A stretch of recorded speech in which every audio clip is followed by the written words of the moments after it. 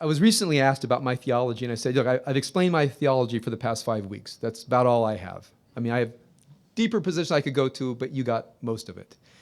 I said, more than a theology, I have a psychology in the true sense of the word, which is a logos of the psyche, a theory of the soul. When you say psychology in English, it sounds like Psych 101 or maybe pop psychology. And I have to tell you that when I say psychology, it for me is the most important work a human can possibly do. In fact, when you translate it into Hebrew, it sounds better. Torah HaNeshama, a theory of the psyche. So I have a theory of the psyche. And the theory of the psyche is that in each of us, there, you might say, is because of these broken shards in reality, each of us has our own light hidden in our own particular husk. When you think of your identity as a human being, you have a sense of self, who you are, the journey that you've been on, what makes you you.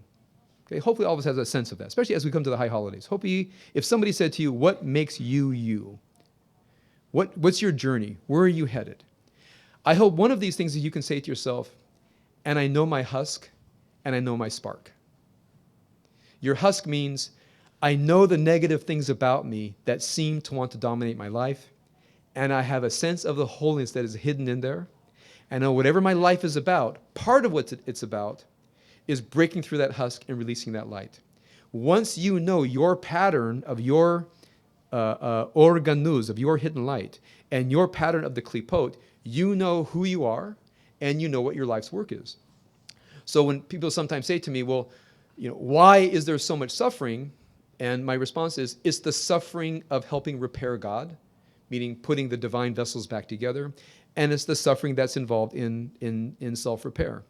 So here's the larger theory of how I study Torah. I study Torah through the Hasidic Kabbalistic lens, which is try to understand all of the passage is as a metaphor, a poetics of accessing the soul. And as you access the soul, you learn to map out your pattern of sparks and husks. And as you engage in that work, you bring yourself closer to your own realization as a human being, and you bring the divine closer to repair.